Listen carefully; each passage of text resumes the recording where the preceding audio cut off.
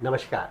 आज की इस परिचर्चा में हमारे साथ एक ऐसा व्यक्तित्व है जो अपनी दबंग कार्यशैली, अपनी बेबाक बोलचाल और बुंदेलखंडी भाषा शैली के लिए प्रसिद्ध है। आज हमारे साथ हैं सुशील तिवारी जी, जिन्हें लोग प्रेम से इंदु तिवारी जी के नाम से जानते हैं। नमस्कार। चुनाव का समय है तो निश्चित तौर पर वर्तमान चुनावों में आरोप प्रत्यारोप बड़ा सामान्य हो गया है, ठीक है। उसमें भी खासकर जो मजबूत या दबंग कैंडिडेट हैं या बड़े नाम हैं, उनके ऊपर आरोप लगाना बड़ा आसान होता है, उनके बारे में कुछ भी कह देना बड़ा आसान होता है। इंदु भैया के साथ पिछले कुछ समय से कुछ विवाद जुड़ते चले गए हैं, ठीक है। तो हम इन्हीं बातों से अपनी बात आज शुरू करते हैं, ठीक है। सबसे पहले हम शुरू करते हैं, इंदु भैया के स्वयं के भाई ने उन पर आरोप लगाए हैं बहुत सारे। भोपाल जाकर के कोई शायद कागज लेके वो घूम रहे थे और बहुत सारे, हालांकि वो जिस मंडी के कार्यकाल की वो बात कर रहे हैं वो कार्यकाल ही 20 साल पुराना है और 20 साल बाद उन पे बातचीत या उस पर आरोप लगाना कहीं चुनावी स्टंट जैसा भी दिखता है, पर चूंकि आरोप भाई ने स्वयं लगाए हैं तो कहीं ना कहीं उस पर बात करना बनता है जी। इंदु भैया क्या कहना चाहते हैं इस बारे में? बहुत दुख के साथ आज हम यहाँ पर बता रहे कि हम 9 भाई थे। 9 भाई में हमारे 7 हमसे बिछड़ गए, हम 2 भाई बचे। हम अपने बड़े भाई को पिता और ईश्वर जैसा मानते थे, पर 2006 से आज 16-17 वर्ष हो गए, लगातार उन्होंने हमारे साथ प्रहार किया और हर चुनाव में उन्होंने बहुत अलग अलग प्रकार की बात की। परिवार निर्माण करने में कितनी मेहनत लगती है, परिवार की छीछा लेदर अगर शहर की गली गली में हो तो हम जैसे सब लोग इसको बहुत अलग तरीके से लेते हैं। ये हमारी सभ्यता है, हम असभ्य भाषा का प्रयोग नहीं करना चाहते कभी भी। हम राजनीतिक लोग हैं और राजनीति के हिसाब से हमें जनता देख रही है, पर यदि कोई व्यक्ति गलत और सनसनी फैलाता है, आज हमें इसलिए बोलने का मौका मिला कि मेरे परिवार के नाम से कीचड़ उछाला गया। दुख होता है, उनकी बेटी के बराबर है वो, उनकी बहू है। हम यदि कोई बात करते हैं तो हमें अपने क्रोध को नियंत्रण करना चाहिए, निश्चित तौर। ये हमारे संस्कार होना चाहिए। तिवारी परिवार एक बहुत बृहद परिवार है। हमारे परिवार में भी ऐसी ऐसी शख्सियत रही हैं जिनने शहर नहीं प्रदेश में, हमारे भाई साहब ओमकार तिवारी, हम लोग हर जगह अपना प्रतिनिधित्व करते हैं और वो धार्मिक क्षेत्र में भी करते हैं। हमारा भतीजा है और हमें खुशी होती है कि वो रामलीला जो पौने 200 वर्ष से जो चल रहा है उसका अध्यक्ष है, हमें खुशी होती है। पर आज इसका उल्टा हम आपको देख रहे हैं, चोर कोतवाल को डांटता है। आज पूरी इस आपके यहाँ पर पूरी प्रमाणित बात करके और वो दस्तावेज हम आपको देके जा रहे हैं, क्योंकि इनने हमारे परिवार को छेड़ा है। और ये परिवार को छेड़ने का मतलब ये होता है कि अब हमें अपनी बात रखना चाहिए। हमने 16 वर्ष तक, बल्कि 17वां वर्ष से ये यातनाएं झेली है और मैंने इसलिए वो मर्यादा का पालन नहीं किया कि मैं उनको पिता जैसा मानता हूं। आज मैं बताना चाहता हूं कि मेरे ऊपर कालाबाजारी का आरोप लगाया, दिग्विजय सिंह ने भी लगाया, इन्हीं ने दस्तावेज दिए। मेरे खिलाफ एक भी इस प्रकार का आरोप जबलपुर में कोई नहीं लगा सकता। इस बात को हम कह के आपके चैनल पर जा रहे हैं। और रहा सवाल कि हमारे भाई साहब, उनका बेटा, ये आपको कलेक्टर कटनी का हम दस्तावेज सौंप के जा रहे हैं उन्होंने इनको कालाबाजारी में पकड़ा है और कालाबाजारी में 2018 में पकड़ा है, और उसके बाद इनके 2 ट्रक आज दिनांक अभी तक रासात हुए हैं। ये दस्तावेज आप स्वीकार कर लें और चुनौती देके जा रहे हैं। दूसरा, इसका मतलब ये है कि वो स्वयं कालाबाजारी कर रहे हैं और स्वयं- आरोप आप पर लगा रहे हैं। स्वयं वही तो कह रहे हैं, चोर कोतवाल का डांट रहा। ये परंपरा आज के बाद खत्म होना चाहिए। इसके प्रमाण अगर वो दे दे तो हम आपको फिर आगे बताएंगे। माननीय उच्च न्यायालय ने इस पे इनको आदेश दिया है अभी इसी महीने कि इनको अभियुक्त बनाया जाए, नहीं बनाया जाए। क्यों नहीं बनाया गया 2018 से? तो जो माननीय उच्च न्यायालय का आदेश है, ये भी आपको सौंप के जा रहे हैं। हालांकि उन्होंने जो भी आरोप लगाए हैं वो आरोप ही लगाए, अभी तक उन्होंने कहीं किसी को कोई दस्तावेज नहीं दिए हैं। नहीं, अब देना चाहिए। ये सनसनी नहीं फैलाने देंगे। और मैं इसको आपको बता रहा हूं कि इस पे हम कार्रवाई भी करेंगे, आपराधिक केस भी लगाएंगे, क्योंकि उनने अपनी मर्यादा समाप्त की है। हमें दुख भी है और मन में असंतोष का भाव भी है। ये बोलते हैं कि मैंने कब्जा किया है बीएसएनएल में। इनको मैं बता देना चाहता हूं कि वो कागज यहाँ पे कहाँ गया, फोटो वो मैं आपको अभी दे रहा हूं कि इनने अपने ट्रांसपोर्ट के ऑफिस में जो हमारे आधा किलोमीटर के एरिया के लोग वहाँ पे वॉशरूम जाते थे, उसको बंद करने का काम किया। उसकी छाया प्रति हम अभी आपको दे रहे हैं, उसकी फोटोग्राफ्स आपको दे रहे हैं। इसकी सीएम हेल्पलाइन भी लग रही है। इसके और लोगों ने शिकायत की कि यहाँ पर आधा किलोमीटर चारों तरफ कहीं वॉशरूम जाने की जरूरत नहीं थी, इन्होंने जानबूझ के उसको बंद किया। अगर ये बात गलत है तो हमारे ऊपर आपराधिक मामला लगा दिया जाए। इन्होंने ये कहा कि ये आपके साथ एक घर में रहते थे और घर में आप इन्हें प्रताड़ित करते थे। वकील आदमी, वकील झूठ बहुत बोलता है। अगर इनको सिद्ध करना होता तो भोपाल की गलियों की जगह जबलपुर की गलियों में आते और आके वो कागज और दस्तावेज से चैनलों में दिखाते। और आप वकील हो, वकील होने के बाद आपको अदालत के विषय में जाना चाहिए। आपको कोई सिखाएगा नहीं। दिन भर आप कोर्ट में बैठते हैं, आप मामला लगाएं, उसमें डायरेक्शन लें, हमारी जांच होगी। हमारी 18 प्रकार की 18 बार जांच होगी 2007 से लेके और 2023 तक। इन्होंने प्रताड़ित कर दिया। हालांकि इन्होंने जो बोला कि हम कालाबाजारी करते हैं, इनके बेटे का साला जो आपराधिक केस दर्ज हुआ है, जो प्रकरण आज भी चल रहा है, ये उसका प्रमाण है। इसका खंडन करके बताएं, हम चुनौती देके जा रहे हैं। उसके बाद इनकी आपराधिक प्रवृत्ति, जिस कारण हमारा मतभेद है, इनके बेटे का साला, उसके ऊपर 17 मुकदमे हैं। 379 चोरी के प्रकरण 2 चल रहे, जुआ के सारे प्रकरण चल रहे। ये इनकी साले हैं, जिनका चरित्र है, ये भी आपको सौंप के जा रहे हैं। अगर असत्य हो तो हमारे ऊपर दावा करके बताएं। नंबर 2 चीज, अगली सिविल सप्लाई के जो ठेकेदार हैं, विपणन संघ में भी काम करते हैं, इनने 2,72,45,255 रुपए की रिकवरी इनकी है। ये भी दस्तावेज आपको दे रहे हैं, इस विभाग का पत्र है। 2,72,45,225 रुपए का। ये सारे डॉक्यूमेंट्स इसको कहते हैं कि चोर कोतवाल को डांटना। एक प्रमाण यदि कोई अगर हमारे विषय में बता देगा, एक सिंगल उनको चुनौती देते हैं कि उनने मर्यादा को तार तार करने का काम किया है, इसलिए अब बोलने की अवसर है। जब तक सम्मान दिया, अब एक एक करतूत आएंगे। अभी तो इनके इतने बड़े चिट्ठे हैं कि अब जब छीछा लेदर शहर में अगर होना है तिवारी परिवार की, तो हम भी उसमें तैयार हैं। हालांकि इंदु भाई, मैं इस बात से तो सहमत हूँ। अगर उनके पास कोई डॉक्यूमेंट है तो लेके सड़क पे घूमने के बजाय कोर्ट में जाते, पुलिस में जाते, जी, प्रशासन जी। में जाते, शिकायत करते।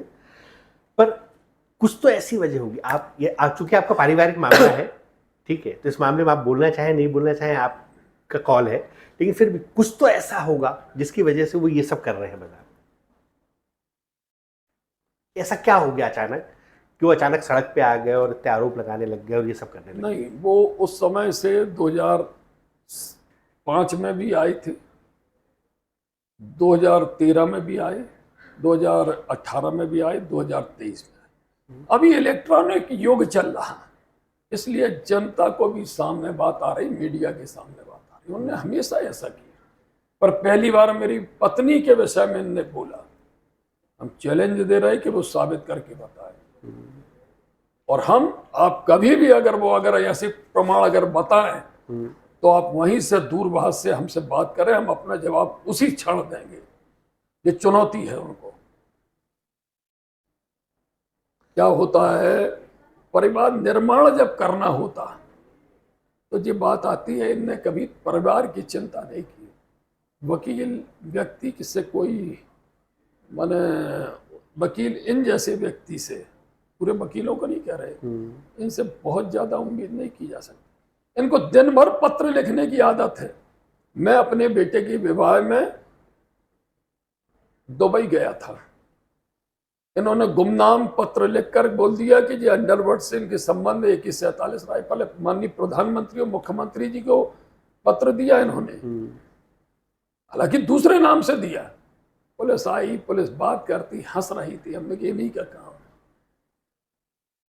उसके बाद हम अपने परिवार के टूर पे स्विट्जरलैंड गए तो बोलने लगे कि ये स्विस बैंक में पैसे जमा करने गए। अब इन निराधार बातों का हम क्या उत्तर दें? भोपाल की गलियों में तो आप घूम रहे, अरे प्रमाण भी तो लाओ, हम तो आपको प्रमाण दे के जा रहे हैं, अगर आप इसको साबित करोगे तो हमारे ऊपर मुकदमा बना देना। ये सब कर क्यों रहे? क्या चाहते हैं आपसे? वो चाहते हैं कि हम जिंदा ही ना रहें। ये तो खैर ईश्वर तय करता है, कोई और तय नहीं कर सकता। ये प्रयास तो करते हैं लोग, पर वो शहर में मजाक उड़वा रहे हैं। गिनती के लोगों के साथ वो खिलौना बने हुए हैं, क्योंकि उनका कोई परिवार के कल्याण के लिए कोई काम नहीं। हमें खुशी होती है कि कोई हमारा परिवार का सदस्य कोई उच्च स्थान पे जाए,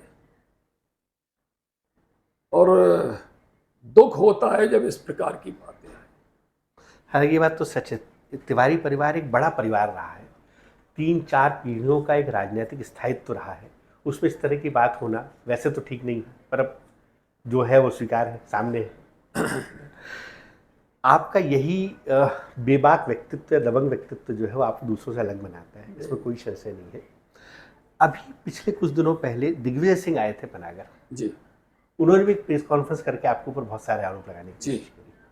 क्या उनके पीछे भी यही थे, यही इन्हीं डॉक्यूमेंट से, इन्हीं इन्हीं चीजों पे? इन्हीं भाई साहब की कृपा थी, और जबलपुर के एक माननीय विधायक भी थे जिनके माध्यम से वो पहुंचे, और उसके बाद उन्होंने ये सीधे आरोप हमारे ऊपर लगाए।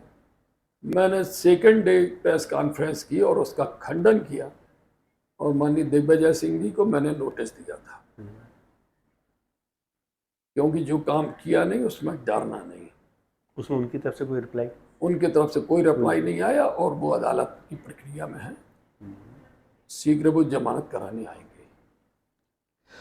एक अभी पिछले कुछ दिनों से फेसबुक पे, सोशल मीडिया पे हम देख रहे हैं, कोई पटेल समाज के किसी पटेल व्यक्ति के ऊपर कोई एक FIR का मामला था। जी जी, जिसमें कल कुछ चल रहा था, कोई ट्रस्ट का मामला है जिसमें आपकी पत्नी का कुछ नाम आया है, कुछ आपने एक FIR कराई है, फिर वो कुछ समाज के लोग इकट्ठे होकर के थाने पहुंचे कि FIR काटी जाए, कैंसिल की जाए।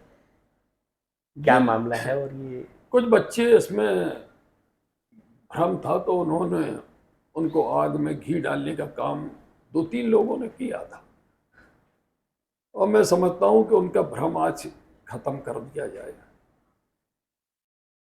हम दुर्गा उत्सव समिति मनाते हैं, हम रामलीला मनाते हैं उसमें सदस्य बनाने का काम होता है। ये तो प्रारंभिक प्रक्रिया है। मुस्लिम समाज वाले वक्फ बोर्ड बनाते हैं, उसमें भी सदस्य होते हैं। तो यदि मान लो मंदिर में यदि सदस्य बनाए तो किसी को तकलीफ क्या है? बिल्कुल नहीं होनी हम तो अनेक मंदिरों में सदस्य हैं। सदस्य बनना उनका कहना है कि ये बिक जाएगा। पर आज मैंने यश भारत अखबार पढ़ा, नागा श्यामचंद्र जी, पूज्य गुरु नागा श्याम जी महाराज ने स्पष्ट किया कि वो वक्तव्य वो आएंगे तो वो उस मंदिर के ट्रस्टी हैं। ट्रस्टी हैं। और ये ऐसा क्यों किया गया? जी आप समझते हो चुनाव के मामले में कभी भाई के आरोप लगते हैं, कभी विपक्ष का आरोप लगता है। ये बहुत ही सामान्य बात है। पर एक बात जरूर कहना चाहता हूं कि बच्चों को, नई पीढ़ी को गुमराह करने के, समाज में कटुता फैलाना ये न्याय संगत नहीं। मेरे हिसाब से हम इनको ऐसी बातों का कोई स्थान नहीं। आज मैं वो दस्तावेज भी लेके आया हूं, वो ट्रस्ट के ये पूरे दस्तावेज हैं। क्या स्थिति किसकी क्या थी वो सारी स्थिति लेके आए हैं। ये है स्थिति उसमें, ये पूरे दस्तावेज है। इंदु भैया, पिछले दिनों एक बहुत बड़ा आयोजन हुआ पनागर में जी, धीरेन्द्र कृष्ण शास्त्री जी का। अद्वितीय आयोजन था, इसकी जितनी तारीफ की जाए वो कम है। न भूतो न भविष्यति, मतलब मुझे लगता नहीं जबलपुर में पहले कभी ऐसा आयोजन हुआ होगा, न भविष्य में होगा। ये इसका अच्छा पहलू था, सकारात्मक पहलू था कि जबलपुर में इतना बड़ा आयोजन हुआ। बाद में ये आयोजन भी बहुत सारे आरोपों के घेरे में आ गया। किसी ने कहा कि आपने 25 करोड़ खर्च किए, किसी ने कहा आपने 22 करोड़ खर्च किए, किसी ने कहा आपने 16 करोड़ खर्च किए। तो आपसे पूछा जाए और आपसे हिसाब मांगा जाए कि पैसे आपके पास कहाँ से आए। हालांकि इस पर कभी कोई कार्रवाई नहीं हुई और किसी ने हिसाब मांगा नहीं, पर चूंकि चुनाव का समय है तो ये आरोप तो है। और ये आयोजन भी था, अद्वितीय आयोजन भी था। क्या सच्चाई है इसकी? ये आयोजन कैसे? इस आयोजन के हम केवल निमित्त रहे, और केवल हम नहीं, इस जबलपुर के हजारों लोग थे, सब थे, और सब ने हाथ बटाया और कार्यक्रम किया। और जिन लोगों को संदेह है वो इनकम टैक्स विभाग में पत्र दें, विधिवत उसका हिसाब देने का प्रयास किया जाएगा। किसने वो आयोजन के नाम से आपको करना पड़ेगा, उसमें पूरी जानकारी आपको पारदर्शी, क्योंकि हमें जो मालूम है कि राजनीति में ये सब चीज जरूरी है। तो जिन जिन लोगों ने जो भी किया है वो सारी स्थिति, अब हम आमजन को की कोई रुचि नहीं, पर कुछ लोगों को जिससे हमें तकलीफ है, लोगों को हमसे तकलीफ है, वो लोग जरूर मांगेंगे और उनको मानने का अधिकार भी है। क्योंकि जिसका डब्बा खाली है तो वो खाली डब्बा बजाएगा, तो वो हिसाब। खैर, आमजन तो इस शानदार आयोजन से प्रसन्न है और निश्चित तौर पे आप साधुवाद के पात्र हैं कि इतना बड़ा आयोजन आपने किया। भले इसके कुछ विवाद रहे होंगे, मैं तो कहता हूँ सनातन का काम है, सब लोग करें, बहुत बढ़िया तरीके से करें। मैं भी सहयोग करूंगा, रोज आके वहां पे धोती कुर्ता पहन के रोज बैठूंगा, सब परिवार बैठूंगा। कार्यक्रम तो करें, और जहां भी होते हैं कार्यक्रम, जो भी धार्मिक कार्यक्रम होते हैं, मैं उस कार्यक्रम में बिल्कुल सबसे प्रथम बार पहुंचता हूँ, प्रथम। इंदु भैया, ये तो आप पे व्यक्तिगत बात हुई, ठीक है। निसंदेह आपने बहुत बोल्ड आंसर दिए, ठीक है। आपकी यही छवि आपको बाकी लोगों से भिन्न बनाती है। आप भारतीय जनता पार्टी की सरकार का एक बड़ा और प्रमुख चेहरा है शहर में, इसमें कोई दो मत नहीं, 2 बार के विधायक है। अगर आप ऐसा गौर से देखेंगे तो जबलपुर जो है वो विकास की दौड़ में बाकी शहरों से कहीं पीछे छूटता दिखता है। आप इंदौर, भोपाल, ग्वालियर से तुलना नहीं, ऐसा नहीं है। जब से डबल इंजन की सरकार आई, उसके पहले की नहीं कह रहे, 9 वर्ष में जो विकास के काम हुए हैं इस जबलपुर में कभी नहीं हुए। और इसी प्रकार से अगर चलता रहेगा तो माने हम 1-2 साल में भोपाल, इंदौर के बराबर पहुंचने वाले हैं। पर यह है कि जब कोई विकास का कार्य होता है तो थोड़ी तकलीफ होती है, जैसे फ्लाईओवर का काम। निसंदेह वो तो सजन जब भी होगा तो एयरपोर्ट का काम हो रहा, तो जब काम होते हैं तो वो दिखता नहीं। जब काम, ये चीजें जो हमारी मूलभूत सुविधा, कभी शरद यादव जी ने एक कुतुब एक्सप्रेस चलाई थी तो पूरे वर्ष भर लोग खुशियों से नाचे थे। आज हमारे सांसद 20 गाड़ी चला रहे, उसका कोई मतलब नहीं है, क्योंकि उस समय की और आज की सोच में बहुत परिवर्तन है। पर विकास अब बहुत तेजी से 9 वर्ष से चल रहे हैं और डबल इंजन की सरकार इसमें लगातार। पर हम इसको ऐसा देखें, जबलपुर में ठीक है इंफ्रास्ट्रक्चर तो अपनी जगह है, लेकिन रोजगार से संबंधित कुछ ठोस कदम की आवश्यकता है। देखिए, रोजगार कनेक्टिविटी से होता है, उद्योगपति कनेक्टिविटी से आता है, और कनेक्टिविटी जब हमारी प्लेनों की कनेक्टिविटी सही होगी, हमारी ट्रेनों की कनेक्टिविटी, हमारी सड़कें कनेक्टिविटी में, अगर सड़कों का जाल बिछेगा, हमारे केंद्र सरकार ने सड़कों का जाल बिछा दिया, एयरपोर्ट बना दिया। अब सड़कों के मामले में, हमारी यातायात सुविधा के मामले में लगातार यहाँ के हमारे भारतीय जनता पार्टी के जनप्रतिनिधि वो कर रहे, और हमारी भारतीय जनता पार्टी की सरकार दिल खोल के जबलपुर के लिए पैसा दे रही है। आप देखिए कि जो 116-18 किलोमीटर का फ्लाईओवर 5,000 करोड़ का बना, कभी 5,000 क्या 5 लाख रुपया कभी कांग्रेस सरकार के समय नहीं मिलता रहा, गड्ढे रहते थे। पर आज देखिए प्रदेश बदलता तो व्यवसाय इंदौर भोपाल में पहले हो गया, क्योंकि राजधानी है, औद्योगिक केंद्र है, अनेक प्रांतों से लगा हुआ इंदौर है, इसलिए वहां पर जल्दी वो चीज देखने में आई। पर अब हम बहुत तेजी से आगे बढ़ रहे हैं, और जिस दिन कनेक्टिविटी हो जाएगी, हमारे क्षेत्र के आईटी और हमारे क्षेत्र के ऐसे बहुत से द्वार खुल जाएंगे, और अभी भी खुल रहे हैं। आईटी के क्षेत्र में बढ़िया काम हो रहा है। हमारे ये जबलपुर एक ऐसा पहला है कि 6-7 यूनिवर्सिटी हमारे यहाँ पे है। नहीं, यहाँ बच्चे पढ़ लिख के निकलते हैं, लेकिन नौकरी नहीं मिलने से सब पूना, बम्बई, बेंगलोर चले जाते हैं। धीरे धीरे आप कॉलोनी में देखेंगे तो एक बुजुर्गों का शहर जैसा दिखने लग जाता है शहर। वही बात फिर आ गई कि ये सारी चीज कनेक्टिविटी, और कभी कांग्रेस पार्टी ने कनेक्टिविटी पर ध्यान नहीं दिया, और भारतीय जनता पार्टी युवाओं के साथ है।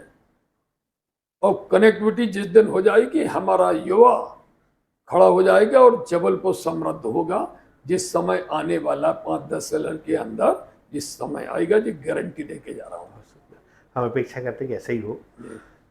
अभी चुनावी माहौल है, बहुत सारी घोषणाएं हो रही हैं, लाडली बहना, कहीं स्कूटी देना, कहीं कमलनाथ कहते हैं मैं 1,000 दूंगा, तो शिवराज सिंह जी 1250 देते हैं, कोई 1500 देता है। ठीक है, ये सारा क्या वास्तव में सिर्फ चुनावी स्टंट है, या समाज को इसका कोई मूलभूत फायदा होना है? लाडली बहना का चोट कांग्रेस को बहुत बड़ी पड़ी है। उनका कहना है कि जब चुनाव आए तब ऐसा कर रहे। इसका दूसरा पक्ष आपको बताएं, 2018 में माननीय शिवराज जी ने बेगा समाज को, लगभग इनकी संख्या 2 लाख के ऊपर, 2.5-3 लाख थी, इनको 1-1 हजार रुपए देकर वो काम किया कि इनका स्तर कैसे सुधरे। वो जो बेगा समाज की बहनें हैं, उनमें उस पैसे से उन बच्चों में, स्वयं में एक अलग प्रकार का खर्च, आत्मनिर्भर जिसे कहते हैं, और वो अलग ही दिखने लगा कि ये महिलाएं आत्मनिर्भर हो गई।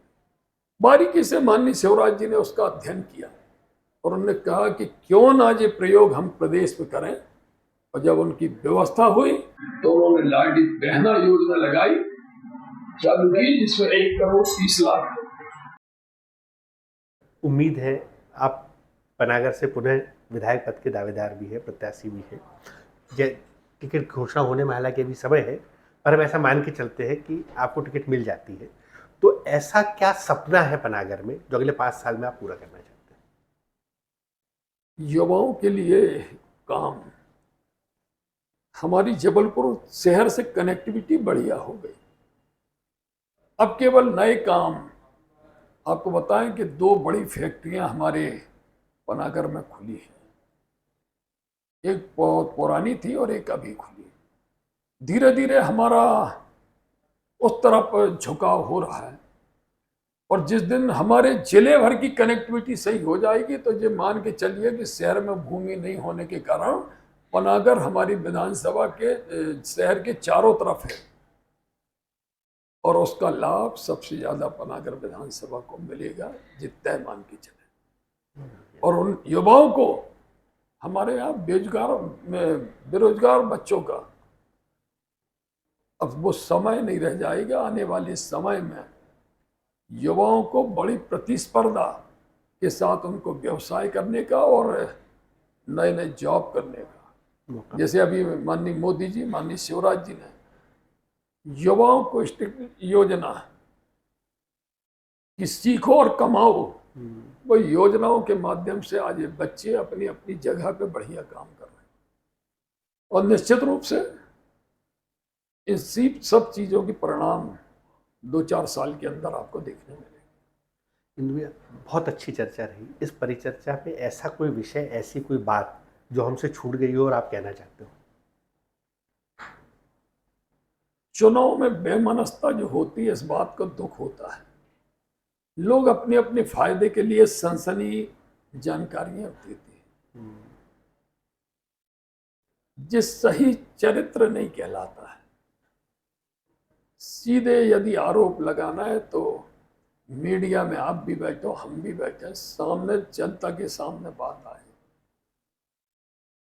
ये ऐसी परंपरा चालू होना चाहिए। आने वाले 10 सालों में ऐसे ही होगा, पर हम चाहते हैं कि ये अभी से व्यवस्थित परंपरा हो और सिगुआ छोड़ने का काम, सनसनी फैलाने से, सत्य को दबाने से सत्य दबेगा नहीं, सत्य और उभर के आएगा।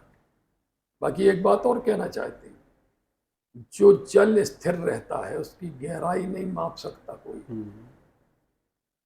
अब इसका उदाहरण आप समझ लें। सामान्य नदी बह रही है, उसको ये नापना सरल रहेगा, पर जिस एक बंधी हुई नदी रहेगी, संस्कारित नदी रहेगी, तो उसकी कितने गहराई उसको नहीं समझ पाएंगे। लोग इसको समझने का प्रयास करें। बिल्कुल ठीक बात। मैं इतना ही कहना चाहूँगा, बुंदेलखंडी भाषा शैली में सीधी खड़ी स्पष्ट बात कहने वाले इंदु भैया के बारे में कि डोंट जज बुक बाय इट्स कवर। तो निश्चित तौर पर अपने व्यक्तित्व, अपनी छवि के लिए जाने जाने वाले इंदु भैया आज हमारे साथ थे। इन्होंने हर बात पे, हर आरोप पे बड़ा सीधा और खड़ा जवाब दिया। मुझे लगता है कि इन आरोपों पे या इन बातों पर इससे ज़्यादा स्पष्ट और खड़ा जवाब नहीं दिया जा सकता था। तो चुनावी वर्ष है, आप उम्मीदवार हैं पनागर विधानसभा से, आपको बहुत बहुत शुभकामनाएं हैं। अभी बहुत वीडियो आएंगे, सबका जवाब हम जनता के बीच लाएंगे। आप हमें आमंत्रित करें। बिल्कुल। अगर एक सुई बराबर भी अगर हमारे खिलाफ कोई आरोप देगा तो उसका माकूल जवाब हम तुरंत देंगे। हम कोई हमारे खिलाफ प्रमाणित कोई दस्तावेज ला नहीं सकता, जिस बात की हम चुनौती देके जा रहे हैं। ये बहुत बड़ी चुनौती है और राजनीति में या सार्वजनिक जीवन में इस तरह की चुनौती देना बहुत आसान नहीं है, बहुत कठिन काम है। तो आप साधुवाद के पात्र भी हैं और बहुत बहुत आभार आप आए उसके लिए। धन्यवाद।